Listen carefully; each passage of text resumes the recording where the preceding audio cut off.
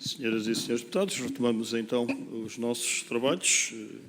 Cumpre-me agradecer a disponibilidade do Dr. Carlos das Neves Martins, Presidente do Conselho de Administração da ULS de Santa Maria, para a resposta que serão colocadas pelas senhoras e senhores deputados na sequência da aprovação de dois requerimentos, saber um requerimento da Iniciativa Liberal e outro requerimento do Grupo Parlamentar do Chega, sobre a produção adicional do Serviço de Dermatologia da Unidade Local de Santa Maria.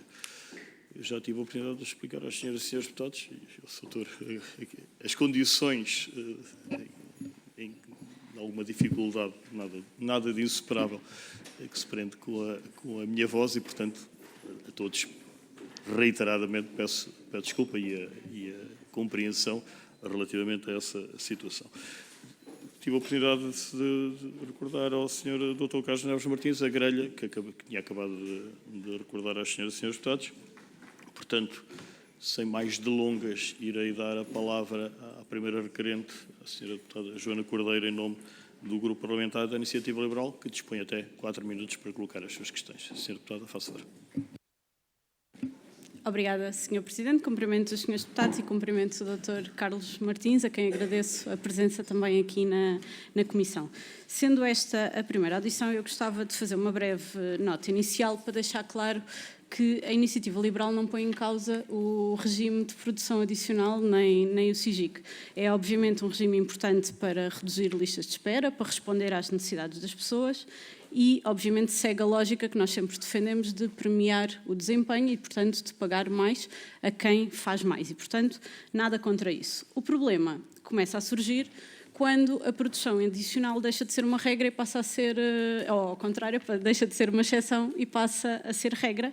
E também quando os mecanismos de controle falham ou quando simplesmente não existem. E, portanto, o ponto principal é que não podemos continuar a aceitar situações que levantam questões legítimas sobre a gestão rigorosa dos recursos públicos e assim como práticas alegadamente duvidosas que possam pôr em causa, obviamente, a confiança das pessoas no SNS, a confiança nos próprios profissionais do SNS e que, no limite, representam um uso indevido do dinheiro público e do dinheiro das pessoas.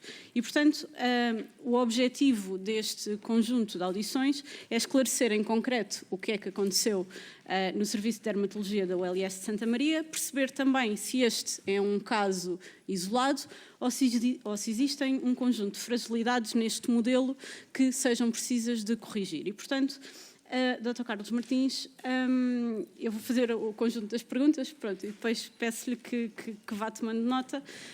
Em primeiro lugar, gostaria que nos explicasse como é que funciona, ou qual é o regime da produção adicional na ULS Santa Maria.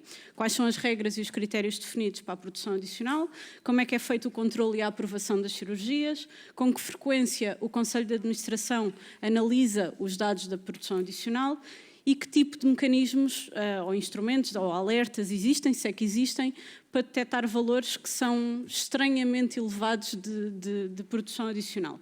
Depois, sobre o caso específico da dermatologia, quando é que isto começou? Quando é que o Conselho de Administração detectou estes valores tão elevados de produção adicional? E aqui só recordar que, de acordo com o que é público, o Dr. Miguel Alpalhão recebeu 51 mil euros num único dia e cerca de 715 mil euros durante 4 anos.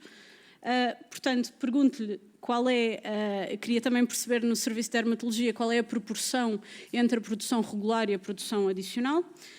Perguntar-lhe também qual é o papel do diretor clínico da ULS de Santa Maria, o Dr. Rui Tato Marinho, neste caso, ou na fiscalização da produção adicional. É algo que costuma ser fiscalizado e avaliado e, neste caso específico, que responsabilidades é que são assumidas pelo diretor clínico. Depois, gostava de lhe perguntar quais são as conclusões, o que é que já tem sabido sobre as várias auditorias internas que o Conselho de Administração solicitou, que falhas foram identificadas nessas auditorias e o que é que o Conselho de Administração fez entretanto, e quando soube, e agora com mais informação, o que é que fez entretanto relativamente a este tema ou relativamente à informação adicional, à produção adicional como um todo. Depois, pergunto também se em algum momento reportou esta situação à Direção Executiva do SNS ou ao Ministério da Saúde e que apoio ou orientação recebeu. Porque aqui, Dr. Carlos Martins, há uma pergunta que surge também inevitavelmente. que é, se isto se passava ao longo de 4 anos, porque é que não houve um controle mais eficaz? Como é que o Conselho de Administração não soube que isto acontecia e porque é que não agiu mais cedo? E pergunto aqui, e a pergunta que fica é, há ou não um incentivo da parte do Conselho de Administração também em não corrigir estas situações? Porque, obviamente, nós sabemos que o financiamento dos hospitais, portanto, quando há maior produção adicional, obviamente o financiamento dos hospitais aumenta. E, portanto, há aqui um incentivo ao não reporte ou à não fiscalização deste tipo de situações e, portanto, gostava de ouvir a sua opinião sobre isso. Para terminar, aquilo só que lhe quero perguntar é se na OLS Santa Maria vamos ser surpreendidos com mais situações semelhantes noutros serviços, ou o que é que já foi feito para prevenir que não aconteçam, e pergunto-lhe se situações, mesmo a última frase, perguntar só se este é um caso que pode acontecer noutras OLS ou não.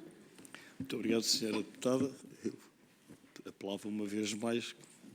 É que a minha voz não me permite fazer uma ênfase no pedido de conclusão das questões. Muito obrigado pelas questões que colocou, Sra. Deputada. A palavra ao Sr. Dr. Carlos Neves Martins para responder também. Disponho, na medida possível, 4 minutos. Faça favor. Obrigado, Sr. Presidente. Em primeiro lugar, um duplo agradecimento. Agradecer a oportunidade de dar as explicações que entenderem por bem, mas também a oportunidade de retomar a presença nesta comissão parlamentar, da qual fiz parte durante alguns anos e que guardo boas memórias. São muitas questões, eu espero conseguir depois responder, se não for agora nesta primeira parte, nos 22 minutos que tenho, mas dizer claramente o seguinte. Uma questão que é essencial.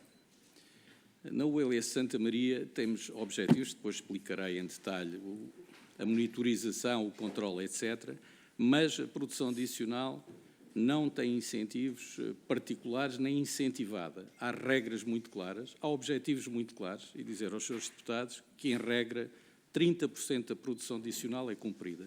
Aliás, no serviço em causa, foi 30% em 2024 e 29% em 2025, até agora, à data de hoje.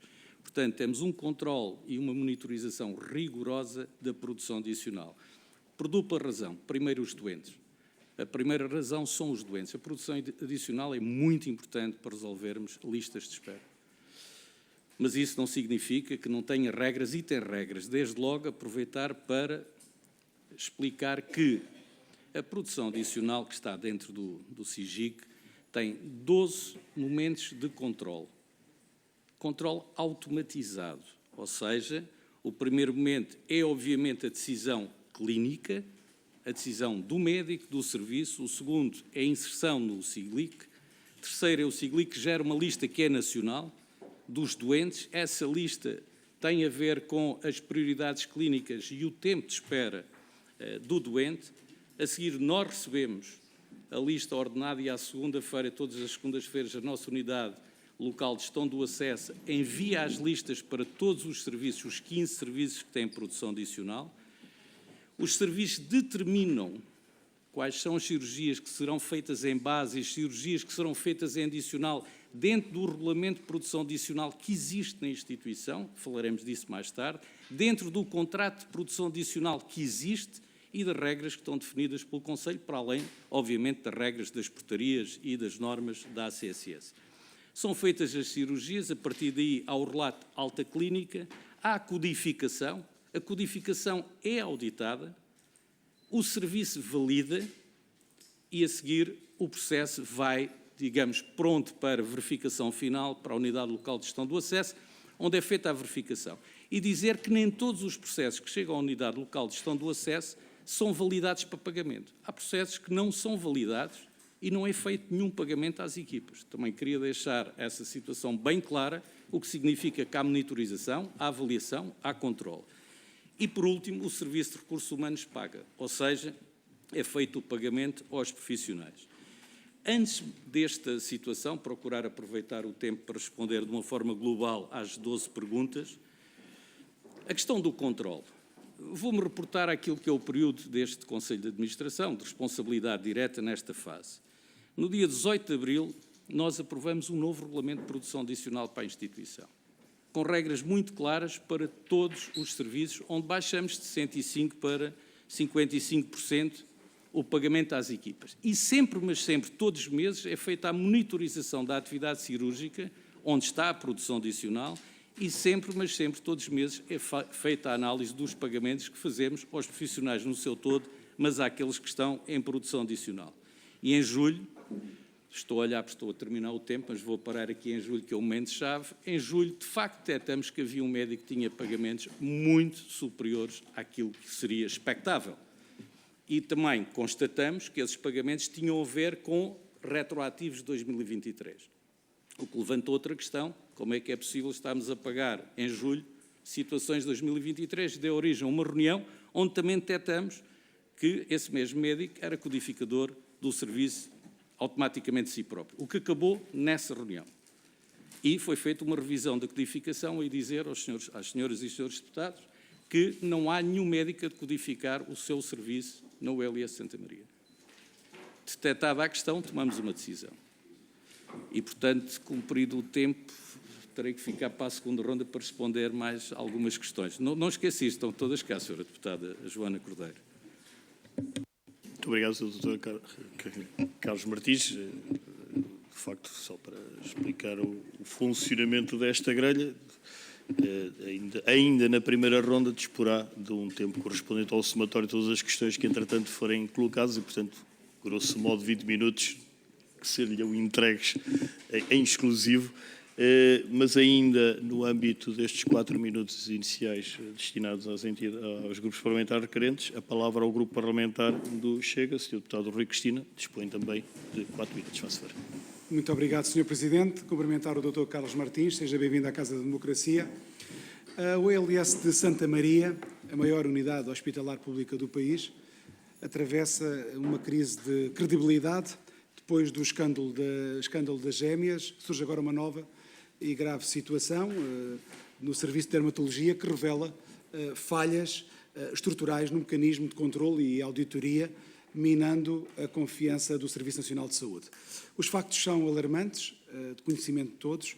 O médico Miguel Alpalhão terá recebido cerca de 400 mil euros por apenas 10 sábados de trabalho adicional em 2024, incluindo mais de 51 mil euros num único dia, valor que é cerca de 300 vezes superior ao que o médico recebe em regime normal. E, a par disso, utilizou alegadamente recursos públicos para tratar familiares.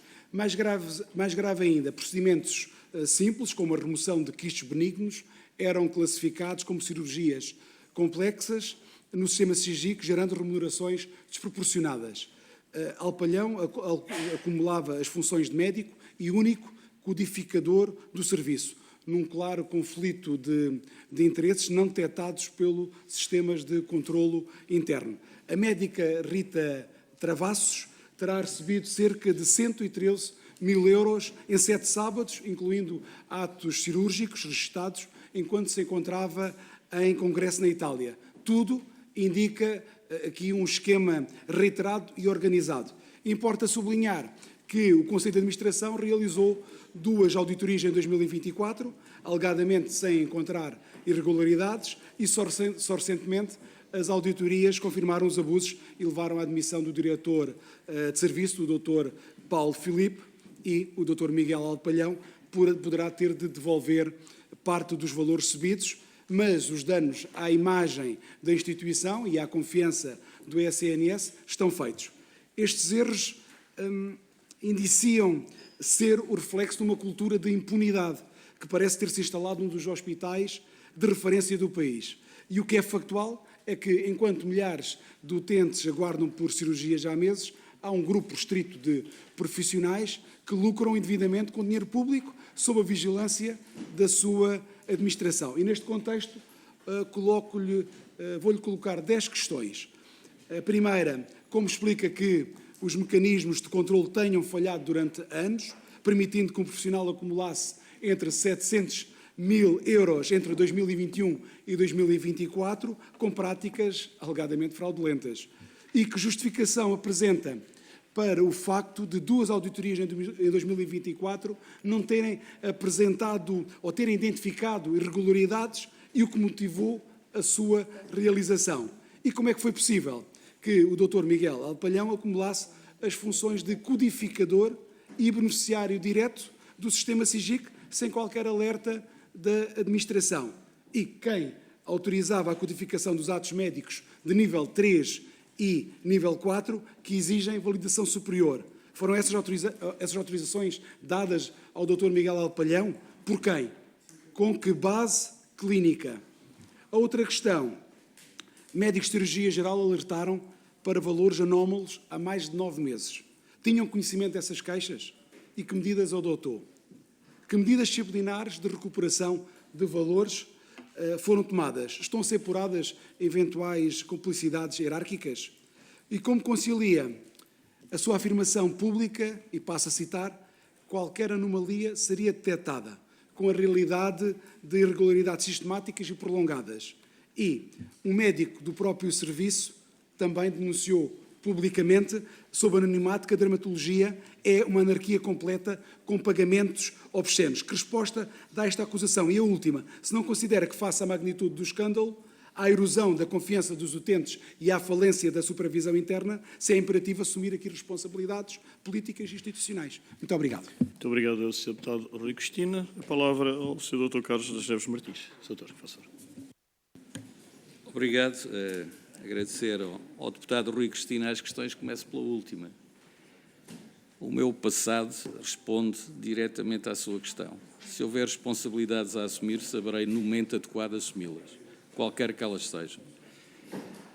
Dizer-lhe que se há alguém, Sr. Deputado, que tem um sentimento de profunda tristeza por ver arrastada toda uma instituição que comemora 70 anos e outra que comemora 50 anos este ano, e 8.000 profissionais.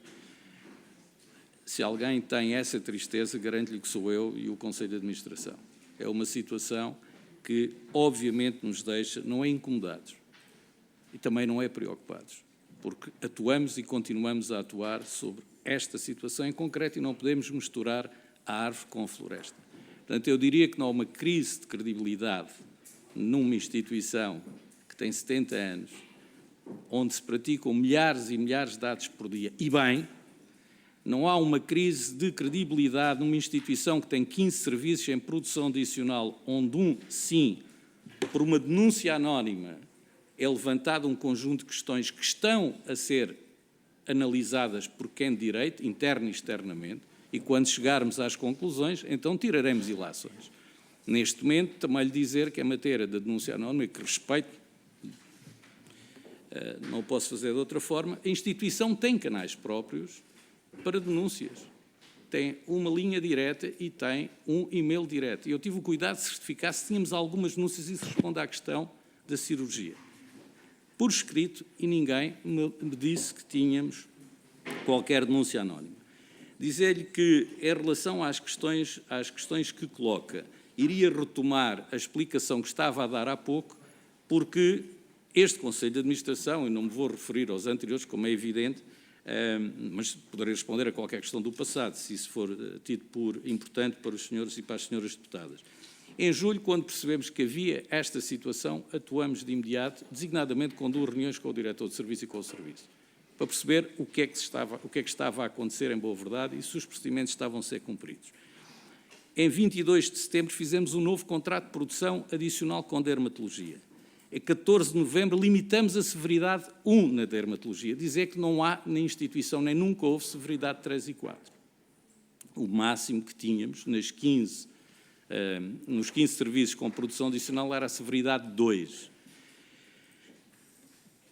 Pedimos auditorias de gestão e codificação. Porquê? Porque queríamos percepcionar se naqueles procedimentos 12 pontos se havia alguma falha, porque nunca tínhamos recebido nenhuma informação de nenhum dirigente intermédio ou dirigentes com responsabilidades de auditoria e monitorização sobre falhas do sistema.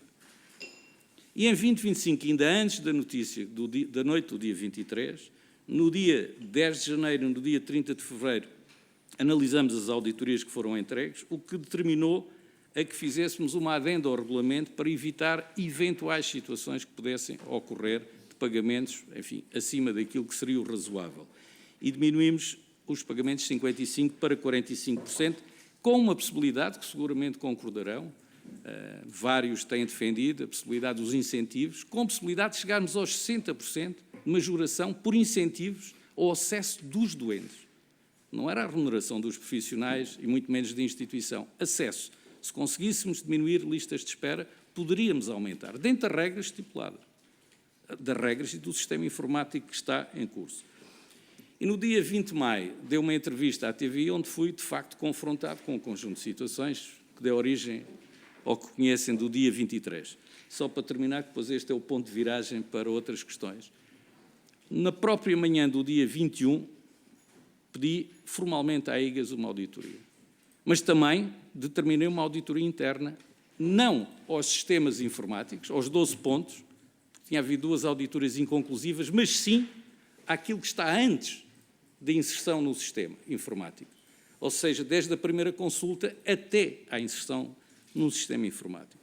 E pedi, no dia 22 e no dia 23, 4 auditorias clínicas, porque só os médicos é que devem ver processos clínicos e, portanto, foram pedidas auditorias clínicas bem claras a determinadas situações. E, portanto, mais do que isso, dir-lhe-ei, era impossível fazer mais, sob pena de estar a entrar em áreas que não devíamos entrar, até porque havia a própria IGAS solicitada. E a peça sai no dia 23 à noite. Também lhe dizer, em relação à doutora Rita Travassos, para terminar, causa-me alguma apreensão, depois do Conselho de Administração ter explicado na manhã do dia 21 que havia um erro administrativo e a culpa não é da administrativa nem da secretária. Houve um erro, que é normal, só não erra quem nada faz, que foi corrigido de imediato. A doutora Rita Travassos estava autorizada, em comissão gratuita de serviço, a estar onde estava. Só que as cirurgias não foram desmarcadas. As cirurgias são marcadas com muita antecedência. E sim, é verdade que naquele dia, num dos sistemas, estava marcado. Também é verdade que as cirurgias foram feitas por outra médica. Como é verdade que na cirurgia segura estão registadas as cirurgias em nome dessa médica. E também não é verdade que fosse um sábado em produção adicional. Dia 14 é uma quarta-feira, não é um sábado. Portanto, não é só para clarificar que acho que quando se trata da honra das pessoas, dos profissionais e da instituição, temos que dizer a verdade. E sim considerei que não havia matéria para um processo de inquérito, face aos documentos que foram apresentados.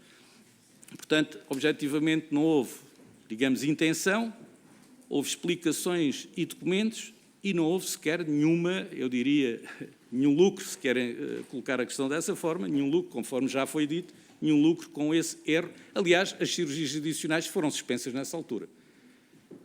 Na dermatologia, desde o dia 21, que a cirurgia adicional está suspensa, mas sobre isso podemos falar o que é que está a acontecer de lá para cá, o que é que também já aconteceu. Obrigado.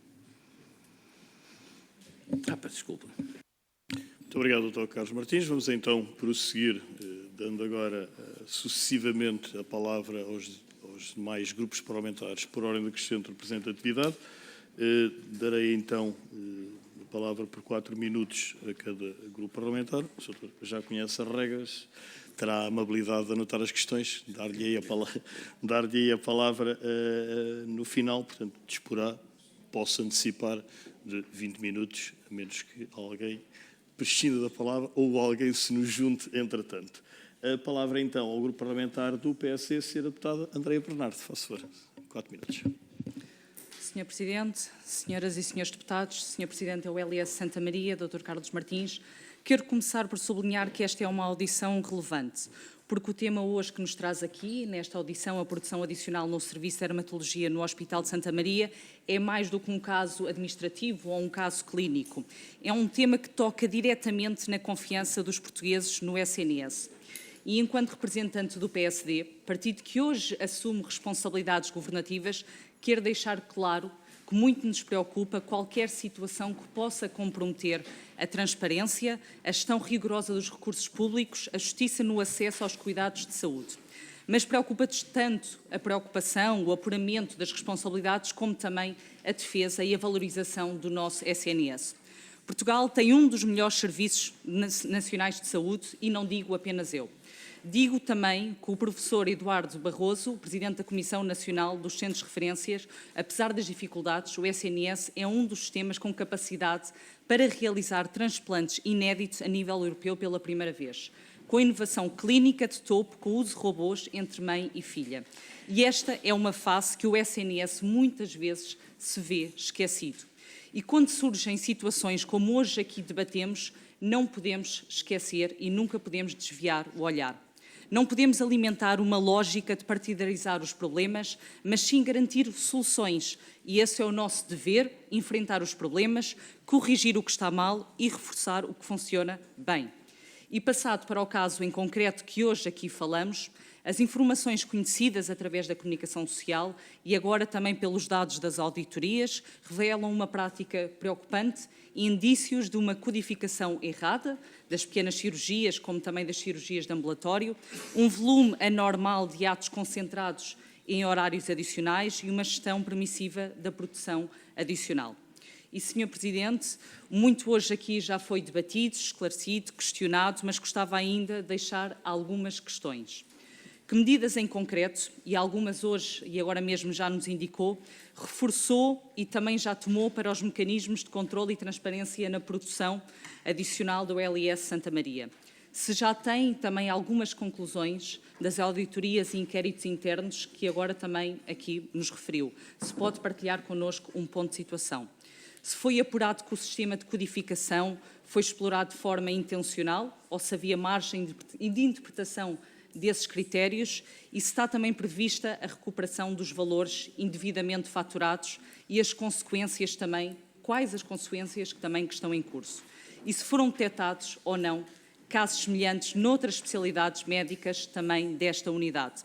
E no final do dia, que ilações retira deste caso para o futuro da produção adicional do SNS? Em que medida considera possível equilibrar a produtividade, o rigor financeiro e também a equidade no acesso? Sr. Presidente, se queremos que os portugueses continuem a confiar no SNS, é essencial que também vejam consequências quando as regras são também ultrapassadas. É também essencial que vejam o SNS que continua como um exemplo de competência, de humanidade e de excelência clínica. E esse é o nosso desígnio, corrigir para melhorar, mas agir com rigor e, acima de tudo, agir com responsabilidade institucional. Muito obrigada. Muito obrigado, Sra. Deputada Andreia Bernardo. A palavra agora ao Grupo Parlamentar do Partido Socialista, a Sra. Deputada Susana Correia. Também 4 minutos, faça favor. Muito obrigada, Sr. Presidente, senhoras e senhores deputados. Permitam-me cumprimentar o Dr. Carlos Martins e agradecer a presença nesta comissão. Depois do que já aqui foi dito nesta audição e sobre o tema que nos traz o requerimento do Chega e da Iniciativa Liberal, eu queria pegar no que são os esclarecimentos do Dr. Carlos Martins e avançar já com duas questões. Tendo em conta toda a explicação que nos faz, todos estes mecanismos de controle que diz que existem no Hospital de Santa Maria, então o que falhou? A pergunta é o que falhou. E se efetivamente existiram ou não irregularidades. E se existiu ou não abuso do sistema. E os critérios que nos são falados sobre o acompanhamento da produção adicional, que nós entendemos que é um importante mecanismo de combate às listas de espera, todos estes critérios e estes momentos de controle automatizado, se houve ou não houve aqui a ausência do alarme, por exemplo, nos tetos mínimos e máximos que existem para pagamento, ou na produção adicional em comparação com a produção base. E já agora, Sr. Presidente, o contrato que é feito entre o Conselho de Administração e esta produção adicional, se é feito com uma equipa e toda a equipa beneficia deste apoio, deste incentivo ao desempenho e à produção adicional, ou se é feito individualmente, ou como é que é feito. Portanto, esta pergunta logo de início é o que falhou. O Sr. Presidente também nos deixou aqui a questão de, a partir do momento em que avança com o novo regulamento, o que é que levou o Conselho de Administração a decidir a necessidade de avançar com este novo regulamento? O que é que está para trás?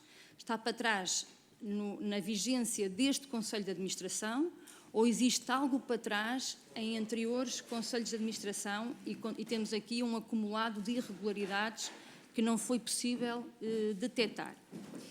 E outra questão tem a ver com o facto das ferramentas que nós temos à disponibilidade da gestão do SNS. Nós falamos palavras muito bonitas sobre a importância do Serviço Nacional de Saúde, a importância da sua eficiência, de o tornarmos robusto, mas a pergunta que eu deixo é, por exemplo, no Hospital de Santa Maria, se entende que a existência da possibilidade de avançarmos para os CRIs, Centros de Responsabilidade Integrados, são ou não são uma ferramenta que deveríamos evoluir, uma vez que este modelo de gestão acaba por garantir autonomia, transparência, falamos aqui tanto de transparência, reduz um conjunto de riscos, avança para um conjunto de incentivos e para um contrato de programa que tem a própria fiscalização dentro da equipa. E, portanto, gostava também de ouvir o Sr. Presidente falar sobre esta ferramenta que nós temos à disposição do Serviço Nacional de Saúde,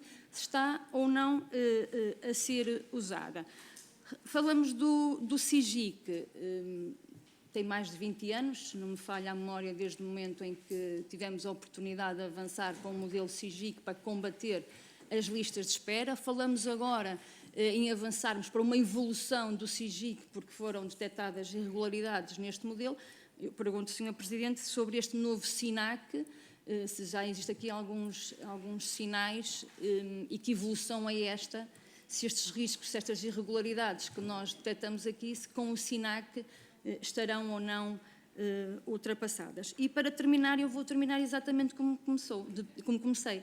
Depois de todos os esclarecimentos do Sr. Presidente, o que é que falhou e o que é que efetivamente teremos de avançar para que o Serviço Nacional de Saúde seja o que aqui todos nós concordamos, um serviço com uma gestão eficiente, transparente e que permeia as equipas pelo seu desempenho. Muito obrigada. Obrigado, Sra. Deputada Susana Correia. A palavra agora ao Grupo Parlamentar do LIVRE, Sr. Deputado Paulo Moches. Faça. Muito obrigado, Sr. Presidente, Senhoras e Senhores Deputados. Muito boa tarde a todos. Cumprimento também e agradeço a presença do Dr. Carlos das Neves Martins. O SNS só pode cumprir a sua missão se tiver a confiança da parte dos utentes e dos profissionais. E a gestão e a transparência na gestão dos recursos públicos é fundamental para assegurar essa confiança. E acontecimentos como estes que estamos aqui a discutir no Serviço de Dermatologia da ULS de Santa Maria colocam em evidência a importância de se reforçarem os mecanismos de transparência, não só para prevenir irregularidades, mas também para garantir esta confiança e promover uma cultura de responsabilidade também no SNS. E neste momento em que enfrentamos uma crise de acesso ao próprio SNS, com milhares de utentes em listas de espera e dificuldades crescentes de acesso aos cuidados básicos e especializados, ainda é mais importante termos isto em atenção. E por isso gostaria também de colocar algumas questões, algumas já foram colocadas e vou também reforçar. A primeira tem a ver com eventuais falhas na supervisão ou na comunicação interna que tenham permitido a persistência destas situações. Já nos explicou no fundo, como é que internamente o sistema funcionava, mas efetivamente alguma coisa terá falhado para isto ter acontecido. Portanto, se algo falhou, gostaríamos de perceber um pouco melhor o que é que efetivamente falhou e permitiu que estas situações acontecessem e se multiplicassem. Pedia também se nos pode explicar em mais detalhe os principais resultados da auditoria interna, e quais é que são os mecanismos concretos e nesse âmbito também destes resultados da auditoria, quais os mecanismos concretos que falharam na validação da produção adicional e na codificação dos atos clínicos. E como é que foi possível que os médicos registassem, que houvesse médicos que registassem pequenas cirurgias como cirurgias de ambulatório e como é que se pode evitar que isso aconteça de novo, inclusive noutros noutros serviços.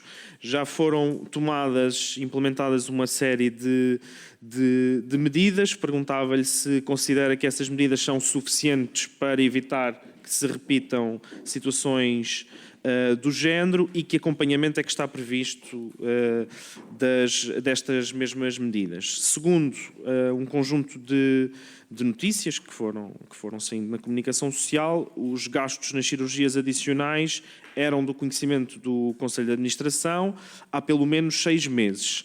Como é que explica isto e porque é que não foram tomadas medidas nesse momento, quando tiveram conhecimento?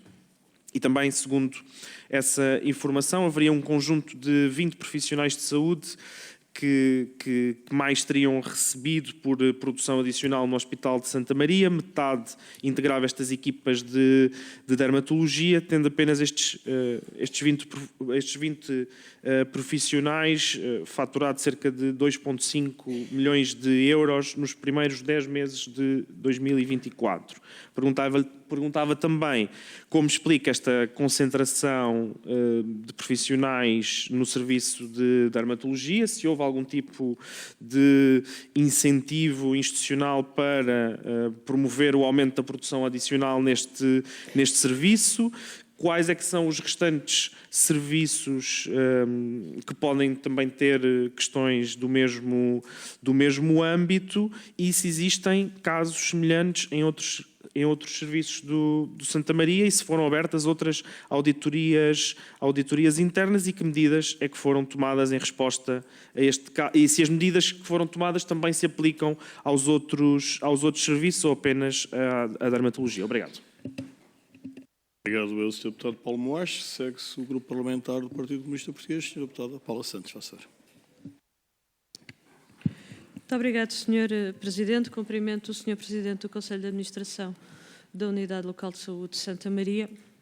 Nós iremos também aqui colocar algumas questões, porque, contrariamente a outros que aproveitam estas situações para poder contribuir para o descrédito e para o desmantelamento do Serviço Nacional de Saúde, nós consideramos que deve ser de facto assegurada uma gestão pública rigorosa daqueles que são os recursos públicos e os recursos financeiros do Serviço Nacional de Saúde, porque é o Serviço Nacional de Saúde com o investimento e com meios que permite dar a resposta que é adequada. E, portanto, aquilo que nós consideramos é que deve haver de facto uma gestão de rigor, de transparência e, sobretudo, devem ser alocados os meios necessários para que as unidades que integram o Serviço Nacional de Saúde tenham a capacidade para dar resposta àquilo que os utentes e os doentes têm direito e dar a resposta necessária em termos de cuidados de saúde. E, portanto, a minha primeira questão prende-se com o seguinte: o Sr. Presidente já fez referência que foram solicitadas auditorias internas relativamente a estas situações, a propósito dos pagamentos e da produção adicional na área da dermatologia, e aquilo que eu gostaria de lhe perguntar é, de facto, se já há conclusões e que das conclusões o que é que foi identificado, e estou a colocar isto porque já foi tornado público que teriam sido identificadas irregularidades e, portanto, mas eu gostaria de ouvir para parte do Presidente do Conselho de Administração que conclusões é que foram apuradas, o que é que foi identificado e, perante o que foi identificado, o que é que pretende o Conselho de Administração fazer para, naturalmente, assegurar a gestão rigorosa e adequada dos recursos públicos. Esta era a primeira questão. A segunda questão prende-se com o seguinte: um dos aspectos que tem vindo a público prende-se com a codificação dos atos clínicos, em particular na dermatologia, que era a mesma pessoa que fazia essa codificação, quando sabemos que é aí que está a questão também associada à complexidade ou não de determinado acto clínico, e é essa complexidade e depois que acaba por estar presente também a quando da definição dos pagamentos efetuar. Se de facto era somente uma pessoa que fazia isso, neste caso o médico, porque é que não havia mais profissionais a intervirem neste processo e como é que olha também para esta situação, porque porque parece que há aqui, de facto, não nos parece que seja adequado se assim for. Temos uma outra preocupação que se prende com o seguinte, que é a relação entre o trabalho que é realizado no horário normal de cada um dos profissionais de saúde e o trabalho que é realizado nesta produção adicional. Isso nos dá aqui garantia de que os atos mais complexos não são, por assim dizer, transferidos para a produção adicional e são realizados durante o período normal de trabalho. Era importante perceber como é que é feita esta relação, como é que é feita também esta monitorização por parte, neste caso concreto, por parte da OLS relativamente a estas questões, porque quando falamos em produção adicional estamos a falar para lá daquilo que é a prestação normal do horário de trabalho e, portanto, queríamos perceber como é que é feita toda esta avaliação e monitorização desta situação. E depois uma última questão que eu gostaria de colocar prende-se com o seguinte, aquilo que deveríamos, uma das questões que é aqui centrais e a produção adicional no quadro do SIGIC acontece porque o Serviço de Dermatologia não tem capacidade de resposta para, tendo em conta as listas de utentes, senão não seria necessário estar a fazer a produção nacional, porque seria dentro daquilo que é o serviço. Vou mesmo terminar. E, portanto, há aqui uma necessidade clara de reforçar com meios, em particular meios humanos. Eu gostaria de perceber também o que é que, neste caso concreto, o Conselho de Administração da ULS tem feito para que o Serviço de Dermatologia tenha os meios adequados para dar a resposta às necessidades da população. Obrigada. Obrigado, Sra. Deputada Paula Santos. Segue-se o grupo parlamentar do CDS-PP. Sr. Deputado João Almeida, faça favor. Muito obrigado, Sr. Presidente.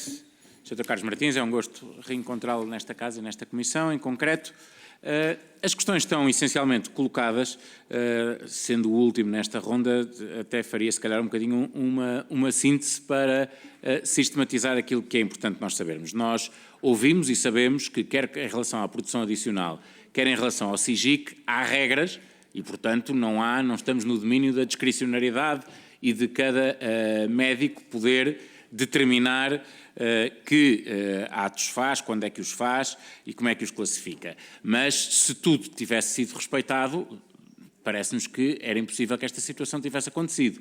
E, portanto, o que nós temos aqui claramente de identificar é, relativamente à codificação, o que falhou, o que se podia ter feito para que não falhasse. Sabemos que, obviamente, haver uma única pessoa a codificar e poder codificar para si próprio é, logo à partida, algo que, do nosso ponto de vista, e o setor dirá se sim ou não, nunca poderia ter acontecido. Porque é que aconteceu? Pode acontecer mais vezes. Acontecendo, como é que não se detectou que isto era um fator de risco? Que, obviamente, que ser a mesma pessoa a codificar tudo e poder codificar para si próprio, que isto era claramente um conflito de interesses e que poderia resultar numa prática pelo menos não eficiente, eu já não vou dizer irregular, mas pelo menos não eficiente, eu acho que o indicador era claro. Depois saber, relativamente aos 12 elementos de controlo, são muitos elementos para que depois possa acontecer algo como o que aconteceu. Se destes 12 elementos de controlo, se não havia nada que pudesse detectar aquilo que acaba por se identificar. O que é que acaba por se identificar? Um excesso de volume, um conflito de interesses e uma eventual classificação errada do tipo de intervenção, porque isso também é relevante. Sabermos aqui como é que são classificados, como é que é classificada cada intervenção, como é que é selecionada, para não existirem depois problemas como aqueles que se verificaram de aparecerem familiares a serem intervencionados em produção adicional quando os atos provavelmente não justificavam nunca que fossem feitos nesse período, que identificássemos aqui, como já foi dito, situações em que há pagamentos superiores a 50 mil euros num único dia. Nós todos somos a favor da resolução do problema das listas de espera. Todos somos a favor de que o Serviço Nacional de Saúde consiga dar resposta antes de termos de recorrer fora do Serviço Nacional de Saúde para dar essa resposta. Mas provavelmente nenhum de nós é a favor de que isso custe 50 mil euros por dia para um único profissional de saúde, porque aí colocam-se já questões quer de equidade, quer de eficiência, que provavelmente obstariam a que a solução fosse esta. E, portanto, em resumo, o que nós temos de questionar, Sr. Doutor, é o seguinte. o que é que podia ter sido feito para evitar esta situação, o que é que já foi feito para que não se repitam outras. Já vários colegas questionaram entre o SIGIC e o SINAC o que é que já se sabe que muda, que possa de facto dar resposta a isso. E, em última de todas as questões, nos 2 critérios que devem presidir à prestação de cuidados no Serviço Nacional de Saúde, primeiro é a equidade, depois a eficiência. Como é que nós asseguramos que estes sistemas excepcionais não pervertem um e outro? Muito obrigado, Sr. Deputado João Almeida, e obrigado às senhoras e senhores deputados que colocaram questões nesta ronda. Darei de imediato a palavra então ao Sr. Dr. Carlos Martins para responder às questões colocadas pelas senhoras e senhores deputados. Dispõe 20 minutos, faço favor. Muito obrigado e espero conseguir responder às questões essenciais e sobretudo, a 2 ou 3 que foram transversais às várias intervenções. Senhoras e senhores deputados, eu penso que ficou claro que há controle, há momentos de controle. Na nossa instituição, e falo para a nossa instituição, todos esses momentos estão informatizados. Portanto, não há folhas Excel, estão informatizados. As auditorias centram sobre aquilo que é factual e tudo aquilo que aqui vos disse posso demonstrá-lo factualmente, com documentos que estão aqui. Não são todos, mas estão aqui os essenciais.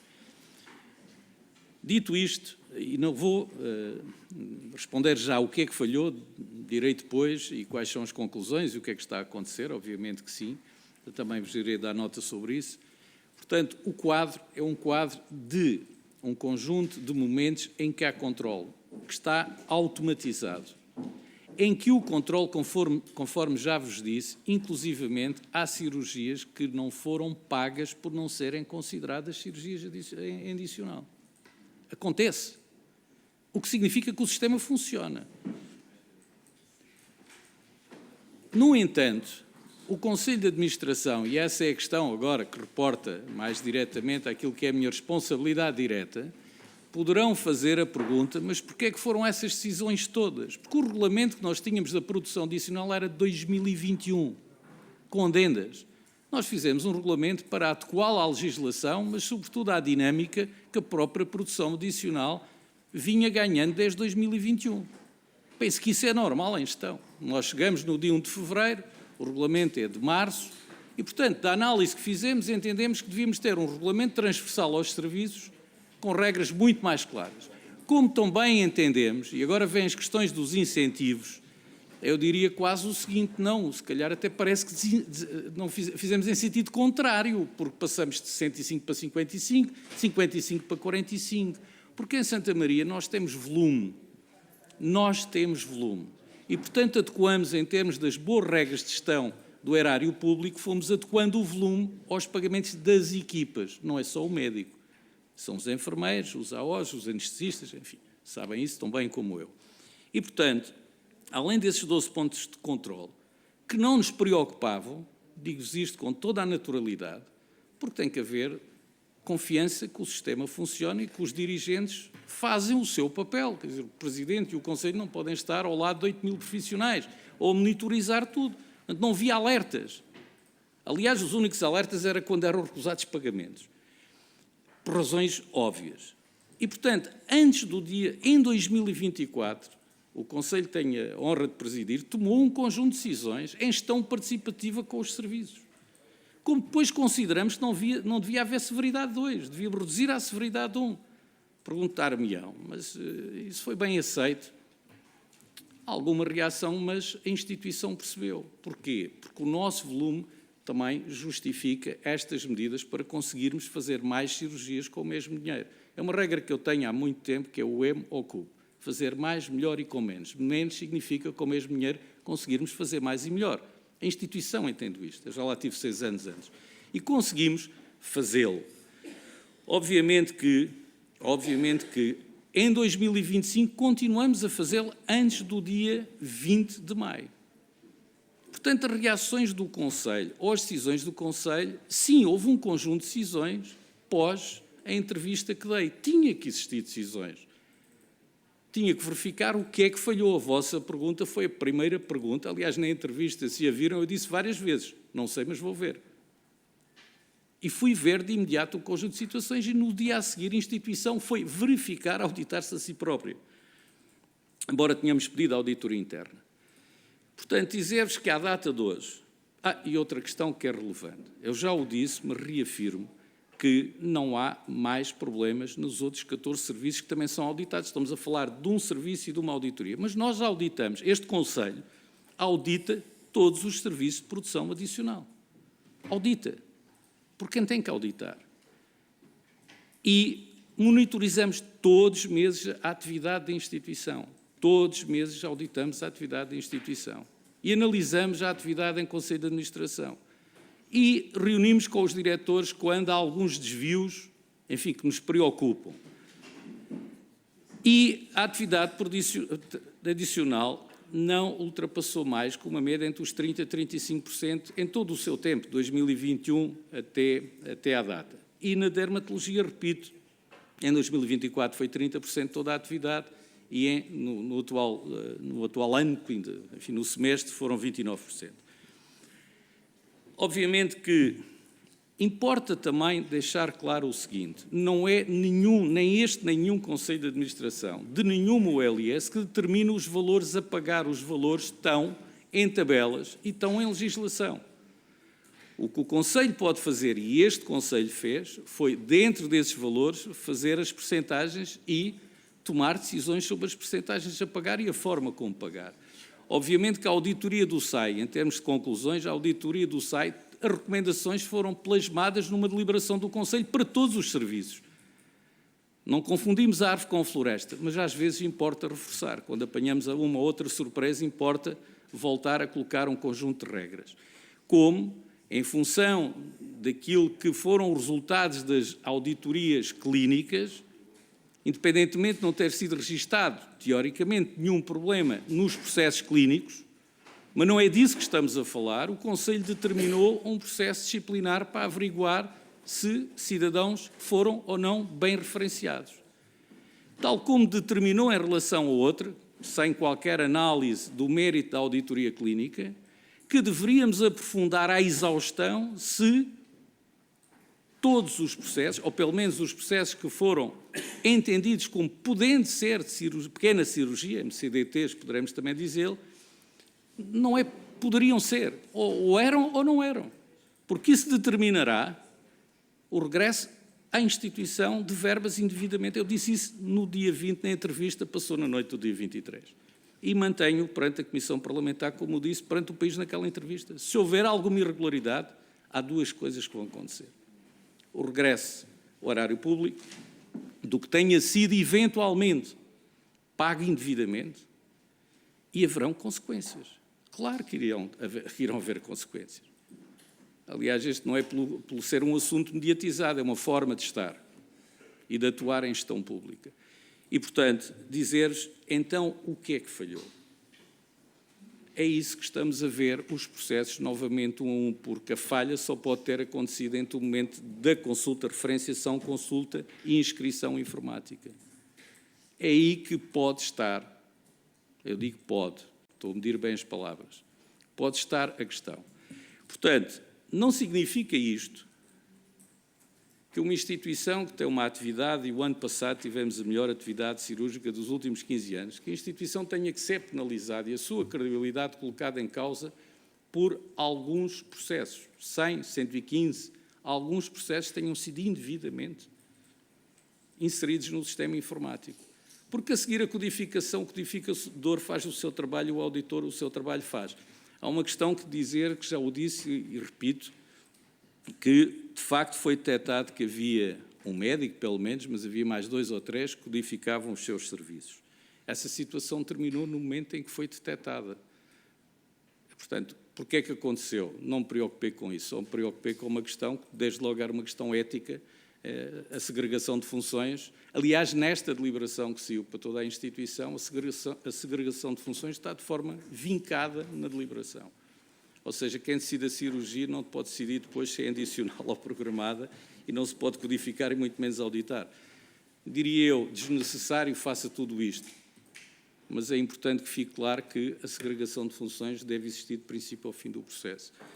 Portanto, a existirem falhas, e é isso que está a ser apurado ainda, portanto, não vos posso adiantar mais nada sobre a matéria enquanto não terminar, que terminará esta sexta-feira, essa parte final por deliberação do Conselho da semana passada, e ainda resta, obviamente, a auditoria da IGAS, iremos ter que aguardar também para essa auditoria, iremos ver então o que é que realmente falhou. E, obviamente, que há aqui questões que também podem ser levantadas e nós estamos a analisá-las internamente. Como costumo dizer, uma instituição como Santa Maria tem o dever de, lealmente, expor ao Governo quando detectar algo que não esteja já adequado às circunstâncias ou que não esteja com, eu diria, não esteja adequado àquilo que são as necessidades do SNS. É a nossa obrigação fazê-lo, não estamos só a gerir a instituição e a nossa responsabilidade, temos também essa obrigação enquanto hospital universitário. E, de facto, na área da dermatologia, eventualmente a portaria, a tabela e os agrupadores permitem, de facto, pagamentos diferentes do que são outras especialidades que, por sua vez, têm complexidade maior, são mais horas de cirurgia, têm anestesia, as equipas são maiores e, portanto, o tempo de cirurgia, às vezes, são horas e, portanto, sim, também detectamos que há aqui alguma não conformidade no plano de equidade entre especialidades, mas não somos nós que fazemos a lei. Não estou a dizer que a culpa é de ninguém, são questões que foram vistas à luz desta auditoria. A questão é, mas foi só a notícia, enfim, a peça de um canal televisivo no dia 23 à noite que chamou a atenção? Eu queria deixar bem claro que nós já tínhamos detectado algumas situações que não eram normais e atuamos sobre elas, com muitas decisões e que estão vertidas em deliberações e estão transmitidas aos serviços. Não exatamente sobre o valor do GDH 361 ou outro qualquer que seja, mas sobre a forma de fazer as coisas. Também dizer-vos que, em relação, portanto, às auditorias todas que foram feitas, digamos, uma deu num processo disciplinar, a outra deu numa averiguação mais profunda, nominal, de um conjunto de doentes que poderiam, segundo um perito, poderiam ser pequena cirurgia que não cirurgia de ambulatório e, portanto, é um bocadinho isto, em termos globais, que vos tinha para transmitir. Em termos concretos, eu penso que, a Sra. Deputada Andréa Bernardo, respondi com a questão o que é que fizeram em termos de controle e monitorização. Os resultados também são estes, neste momento. Obviamente, faltam ainda resultados para tomarmos novas decisões, iremos tomá-las. As consequências em função desses resultados. Obviamente, não abrimos processos disciplinares diretos e decidimos o que é que eles dão, temos que aguardar. Dizer-vos que não tem sido fácil no plano da resiliência, por muita que tenha, em função da minha experiência, não tem sido fácil ter resiliência para deixar que os processos corram no tempo certo, para não deixar que sejam ultrapassados momentos e que o sentido de justiça e o tempo de averiguação clara sejam prejudicados. Gostaria imenso de ter, numa semana, ter resultados das auditorias todas. Aliás, o primeiro interessado seria o Conselho de Administração e os profissionais e o serviço e a instituição, mas há um tempo para que as coisas aconteçam. E tem que se dar a oportunidade das averiguações serem feitas em profundidade. E quando não o são, ou quando há alguma dúvida, caso da questão de se foi pequena cirurgia, foi de ambulatório, não tiramos, não tiramos uma moeda ao ar para decidir se é uma ou se é outra, não, decidimos continuar a averiguar. E foi isso que fizemos. Com transparência, toda a instituição sabe o que estamos a fazer. Portanto, quanto às ilações, iremos aguardar pelas últimas duas situações que estão em averiguação e, claro, também aguardar por aquilo que a IGAS irá fazer e nos irá transmitir.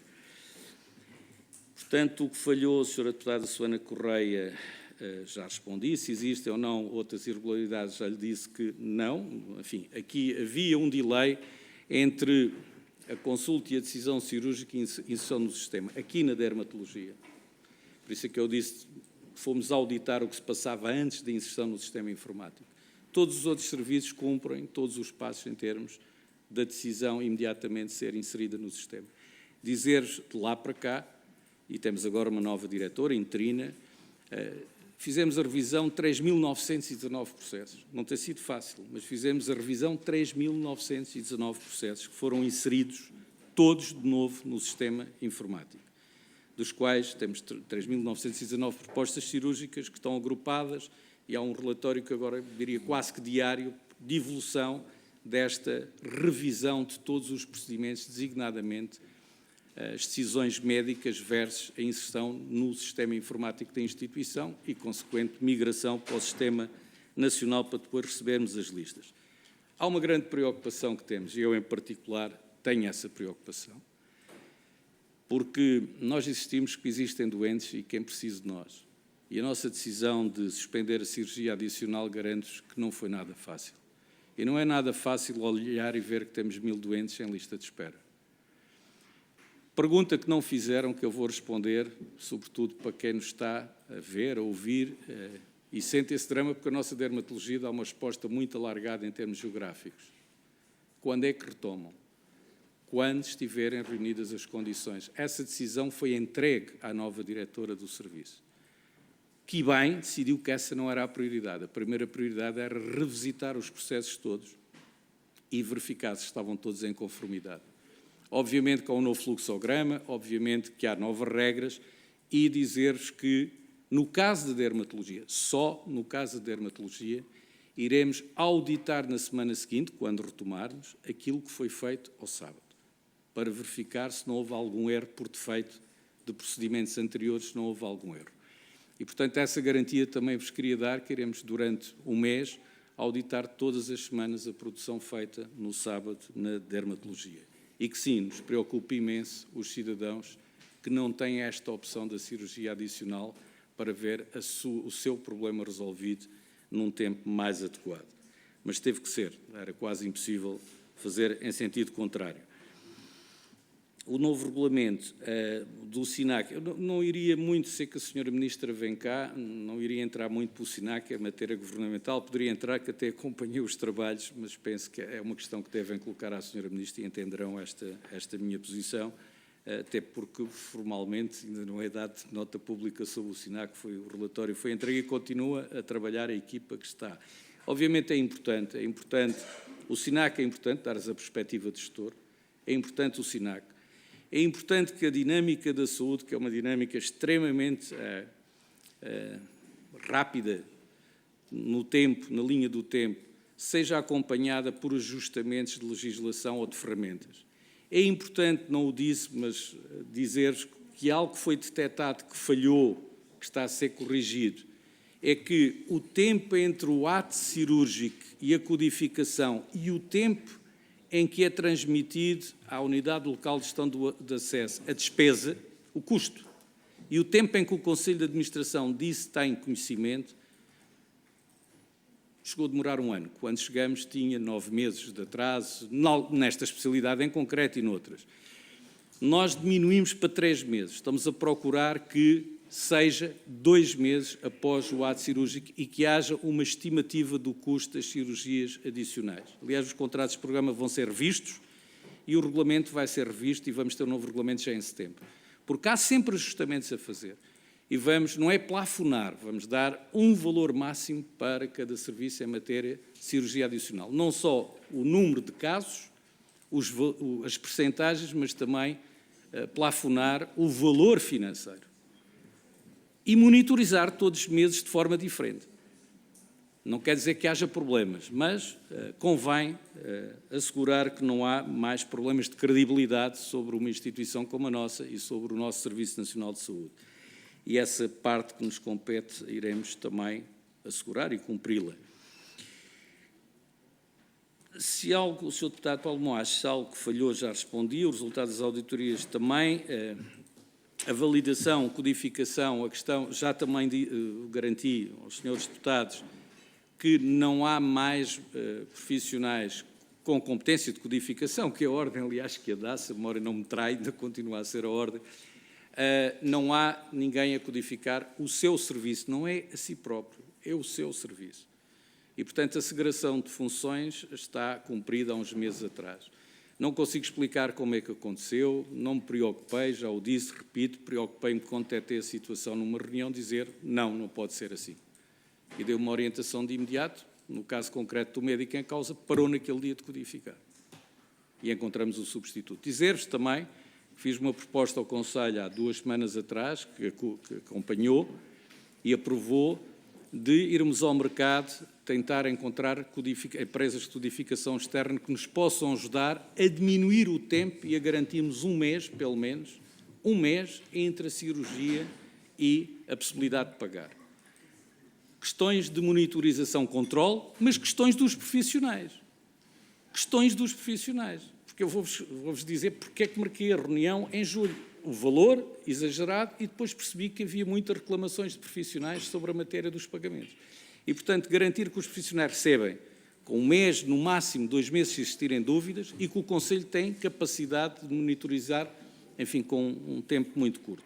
E penso de uma forma geral, olhando para os 6 segundos que me restam, acho que respondi ao Sr. Deputado Paulo Moacho, enfim, de uma forma global, à Sra. Deputada Paula Santos, só que uma questão que era a questão do recurso humano. Estamos a fazer essa análise com a nova diretora interina. Sim, saíram-nos 2, 3 médicos, mas sim, estamos a ver se conseguimos recuperar alguns dos médicos que saíram, se regressam ao serviço, e estamos a trabalhar com os internos para termos a garantia que, pelo menos, efetivamente equacionam vincular-se a nós no final do internato. E falta-me só o Sr. Deputado João Almeida.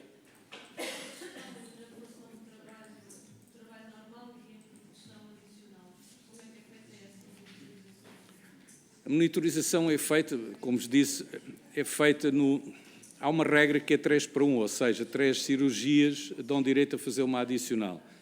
E, portanto, a cirurgia adicional é feita ao sábado.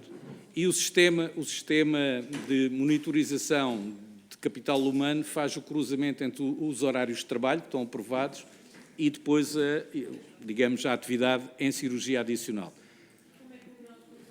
Senhora Deputada. Eu sou deputado João Almeida. Senhores deputados, o Dr. Carlos Martins já esgotou os 20 minutos. Obviamente que eu estou a dar esta tolerância, não para responder ao Sr. Deputado Paulo Santos, que já respondeu, mas porque era injusto o Sr. Deputado João Almeida ser o único que não ter uma referência e não responde. A Sra. Deputada Paula Santos tem, à semelhança dos demais, a segunda ronda. O Sr. Deputado João Almeida, que aproveito para cumprimentar, encontramos nesta casa mãe muitas vezes, em várias funções comuns, aproveitar para cumprimentar, mas penso que respondi de uma forma global nas respostas que fui dando, procurando agrupá-las. Peço desculpa de não responder diretamente, mas os últimos são os primeiros, portanto ficou com as respostas, penso eu. Obrigado. Muito obrigado, Dr. Carlos Martins. Vamos então dar início à segunda ronda. É uma interpelação à mesa sobre a condução dos trabalhos. Sr. Presidente, Diga, eu peço imensa desculpa, eu não vou poder estar na segunda ronda, eu só estava a insistir, eu não introduzi nenhuma pergunta nova, tinham sido perguntas que tinha feito na minha intervenção inicial, por isso é que fiz essa pergunta assim dessa forma direta, mas queria só deixar essa explicação. Obrigada. Muito obrigado, Sr. Deputado. Vamos então iniciar a segunda ronda, que eu caracterizaria uma ronda telegráfica, na exata medida em que a grelha prevê 1 minuto para cada Sr. Deputado e, portanto, Sr. Deputado Miguel Guimarães, que vai dar o exemplo, 1 minuto. Muito obrigado, Sr. Presidente, senhoras e senhores deputados, Sr. Dr. Carlos Martins, Sr. Presidente do Conselho de Administração da OLS de Santa Maria. Eu verdadeiramente tinha perguntas para fazer ao Dr. Miguel Alpalhão, que é o médico que fez as cirurgias e, obviamente, aparentemente também as codificou. Ainda assim, vou-lhe deixar o desafio, porque é importante também para nós, se sabe que tipo de cirurgias é que fez. Se de facto as cirurgias que ele fez foram exéreses de nervos, se foram exéreses de nervos, se temos as anatomias patológicas desses nervos, isto é, se foram malignos ou se foram benignos, obviamente, também, indo de encontro à pergunta que há pouco estava a ser feita, se calhar assim mais ou menos feita, é qual é a percentagem de produção normal e a percentagem de produção acrescida na dermatologia do Hospital Santa Maria. Porque isto são questões que são relevantes. Eu teria muito mais, aliás, eu quando for o Dr. Miguel Altalhão, eu estarei cá. Ouvi dizer que ele que não ia comparecer à Comissão, que acho uma coisa estranha, mas aguardaremos. Muito obrigado. Muito obrigado, Sr. Deputado. A palavra ao Grupo Parlamentar do Chega. Sr. Deputado Rui Cristina, também 1 minuto, faço favor. Muito obrigado, Sr. Presidente. Há aqui um ponto que não nos pode deixar de intrigar. Como é que valores tão elevados, pagos ao abrigo do SIGIC, estamos a falar de dezenas de milhares de euros num único dia, ou seja, que o médico receba cerca de 51 mil euros num sábado, 551 mil euros pago por fundos públicos, nunca geraram um alerta, um sinal, uma interrogação ao nível da gestão intermédia da OLS Santa Maria. Ou seja, num hospital de controle rigoroso, com 12 momentos de controle automatizado, como disse aqui o Sr. Dr. Carlos Martins, é legítimo perguntar como é que um pagamento claramente fora do padrão, um verdadeiro outlier, passou completamente despercebido. E se estes mecanismos falham a este nível de evidência, com este nível de evidência, garantias temos que situações semelhantes não estejam a acontecer apenas no Santa Maria. Muito obrigado. Obrigado, Sr. Deputado. A palavra à Sra. Deputada Mariana Vieira da Silva. Faço favor, 1 minuto. Muito obrigada, Sr. Presidente. Cumprimento também o Sr. Presidente do Conselho de Administração. Há uma discussão que não cabe nesta grelha muito curta, mas que julgo que precisamos de ter, que é sobre a forma como temos feito crescer tanto estas dimensões de pagamento ao ato. E era nesse sentido a pergunta aqui da minha colega deputada Susana Correia, de instrumentos como os CRIs, que olham para o desempenho de forma de equipa e não ao ato, e era essa a natureza da pergunta. Há duas coisas muito curtas que queria perguntar. A primeira, o Sr. Presidente há pouco referiu que havia pagamentos de 2023 e isso leva-nos a crer que pode ser a razão para a pergunta agora feita pelo Sr. Deputado do Chega de não ter sido. Eu queria perceber como é que isso é possível, como é que é possível 2 anos de um pagamento ali a pairar. E a segunda dimensão, uma coisa é 30% de produção adicional e 70% de produção normal. Outra coisa é se cabe na produção adicional apenas a cirurgia mais complexa e as mais simples ficam para a produção normal, e são questões diferentes que eu gostaria que ainda pudesse falar delas. Muito obrigado, Sra. Deputada. A palavra à Sra. Deputada Joana Cordeiro, da Iniciativa. Obrigada, Sr. Presidente. Desta audição, Dr. Carlos Martins, eu não posso deixar de dizer que confesso que fiquei um bocadinho preocupada, porque com tantos mecanismos de fiscalização e controle, na realidade nós não sabemos o que é que aconteceu. E, portanto, isso deixa-me um bocadinho preocupada, porque independentemente dos valores pagos, ou não é independentemente dos valores pagos, disse aqui que alguns valores podem ser de anos anteriores e por isso veio este valor, mas os valores que estão a ser avançados são 715 mil euros em 4 anos para um único médico. Portanto, eu nem vou discutir se isto é muito ou pouco, o que eu vou discutir é se isto, para o Presidente do Conselho de Administração da ULS de Santa Maria, é um valor normal ou não a pagar a um médico por cirurgia adicional em 4 anos, assumindo que são os 4 anos, e se não é, eu não compreendo, com tantos mecanismos de controle, como é que não se perceba exatamente onde é que está o problema. E, portanto, ou não nos está aqui a dizer tudo e, na realidade, já sabe onde é que está o problema, mas estamos aqui a aguardar mais informação, mas preocupa-me que nesta fase, depois de tudo o que nós já sabemos, que chegue aqui e nos diga que não sabe exatamente o que é que aconteceu. Muito obrigado, Sra. Deputada. A palavra ao Sr. Deputado Paulo Mocho, livre, faço favor. Muito obrigado, Sr. Presidente. Muito brevemente, 2 questões. A primeira tem a ver com a informação que nos deu da decisão de suspender a produção adicional neste serviço. Gostaria de perguntar que efeitos é que isto terá no próprio volume de trabalho do serviço e até quando é que se perspectiva que existe esta suspensão. E uma outra questão um pouco mais geral, tendo em conta também este dado que nos deu de que 30% do volume de trabalho é a produção adicional, se percebi bem, que avaliação é que faz também destes números, porque nos parece que ainda é um volume significativo de 30% daquilo que é produzido ser em produção adicional. Obrigado.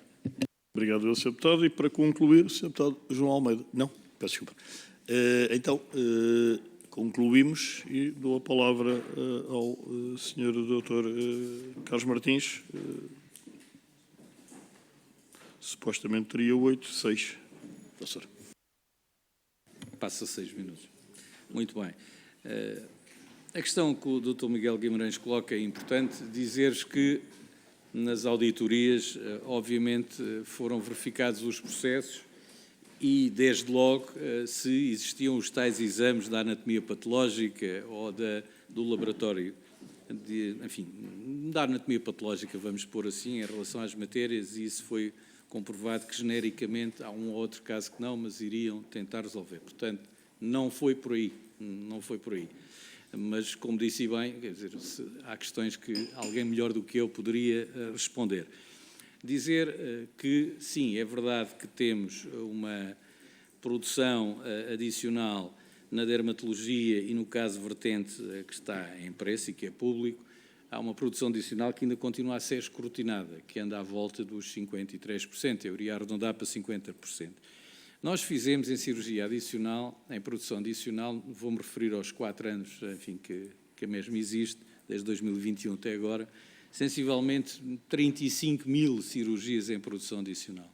Estamos a falar de um perímetro 230, que é 0,7. E desse perímetro 230 estamos a falar de 115 que ainda estão em análise detalhada.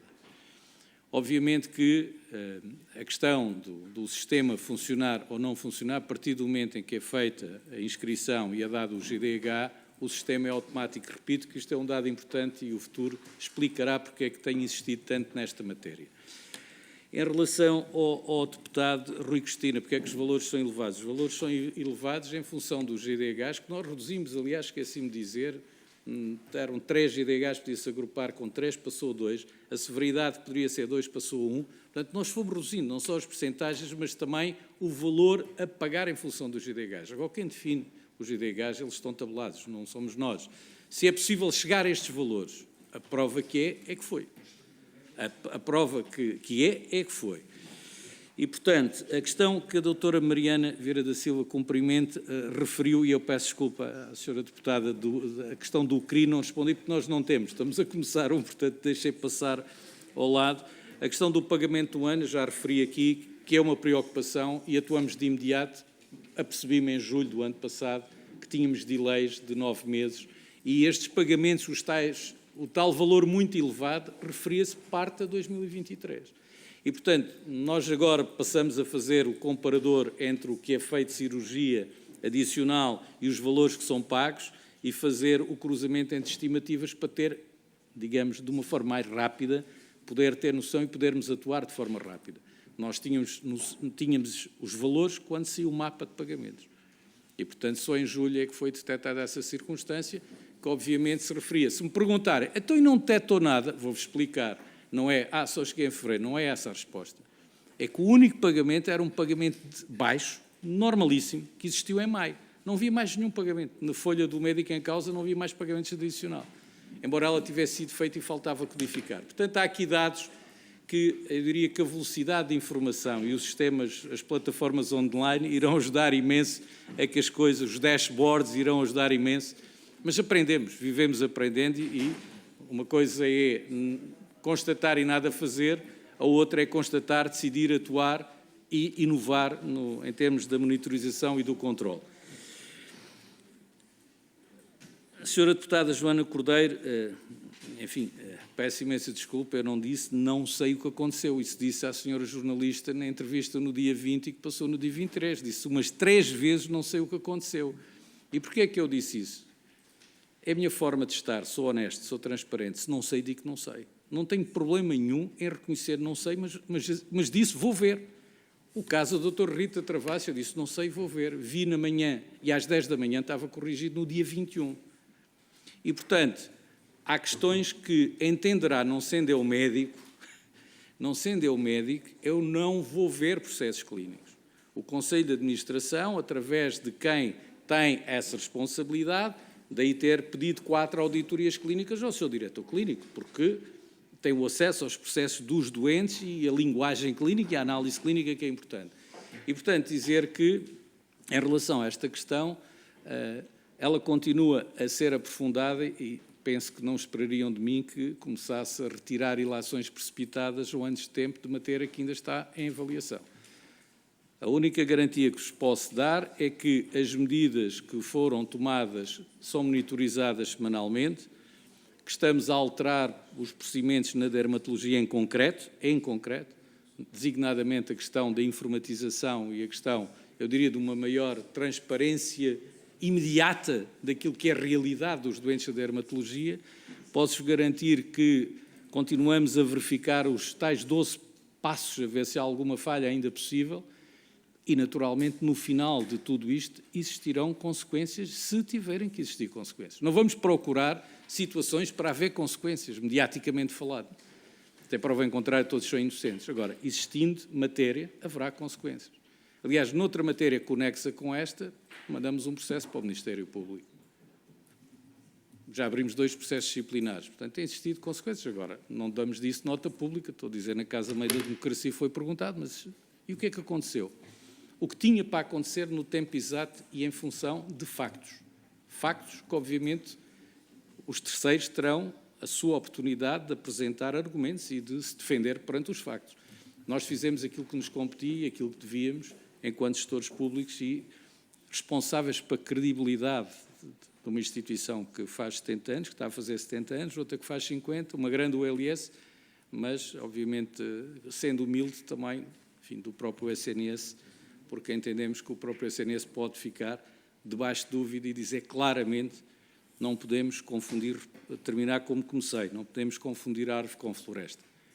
Eu não confundo a instituição que tenho a honra de servir com um caso ou outro que possam surgir. E em 8.000 profissionais e em milhares de casos diariamente, obviamente que há coisas que correm menos bem. Seria irresponsável se dissesse que corre tudo 100% bem. Há coisas que correm menos bem. Isso é uma parte da história. A outra é se decidimos. E a outra é se corrigimos. E a outra é se não confundimos as pessoas, os serviços, e não transformamos um caso numa instituição que é muito prestigiada, não só nacional como internacionalmente. Obrigado. Obrigado, Sr. Dr. Carlos Martins. Terminamos então esta audição. Cumpre-me agradecer a disponibilidade para responder às instâncias das senhoras e senhores deputados. Eu ia propor um pequeno intervalo, até porque não posso ser substituído pela senhora Vice-Presidente, porque obviamente como autora do requerimento irá colocar as questões. 5 minutos, senhores deputados, pode ser? Então, fazemos um intervalo de 5 minutos. Muito obrigado.